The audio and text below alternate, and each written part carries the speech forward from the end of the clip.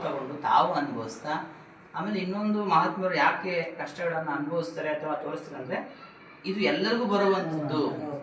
ಇದು ನಮ್ಗೆ ಕಷ್ಟ ಅಥವಾ ಕರ್ಮಗಳನ್ನಂಥದ್ದು ಯಾರನ್ನು ಬಿಡಲ್ಲ, ಮಹಾತ್ಮರನ್ನು ಬಿಡಲ್ಲ, ಜನಸಾಮಾನ್ಯರು ಬಿಡಲ್ಲ, ಯಾರು ಬಿಡಲ್ಲ. ಮಾಡಿದ್ರನ್ನ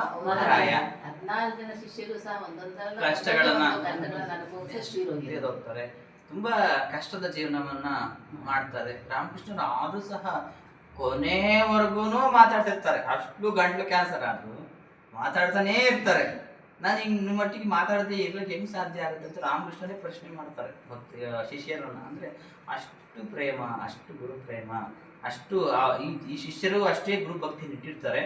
ಅದೇ ರೀತಿಯಲ್ಲಿ ಶ್ರೀರಾಮಕೃಷ್ಣರು ತಮ್ಮ ಮಾನವ ಪ್ರೇಮವನ್ನ ಜನರ ಮೇಲೆ ತೋರಿಸ್ತಾನೇ ಇರ್ತಾರೆ ಅಂತ ಹೇಳ್ಬೋದು. ಹಾಗಾಗಿ ಆ ಮಹಾತ್ಮರು ತಮಗೆ ಎಷ್ಟೇ ಕಷ್ಟ ಆಗ್ಲೂ ಚಿಂತೆ ಇಲ್ಲ, ಜನರ ಕಷ್ಟಗಳು ಪರಿಹಾರ ಆಗಲಿ ಅಂತ ತಾವು ಕಷ್ಟಗಳನ್ನು ತಗೊಂತಾರೆ ಅಂತ ಹೇಳ್ತಾ ಶ್ರೀ ಶಾರದೇವಿ ಜೀವನ ಪಾರಾಯಣವನ್ನ ಮುಗಿಸೋಣ.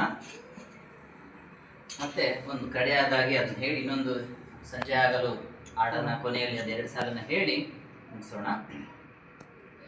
ಆತ ಕೇಶವ ಚಂದ್ರಸೇನನ ಭಕ್ತಿ ನಮನವ ಕಾಣುವೆ, ಆತ ಕೇಶವ ಚಂದ್ರಸೇನನ ಭಕ್ತಿ ನಮನವ ಕಾಣುವೆ,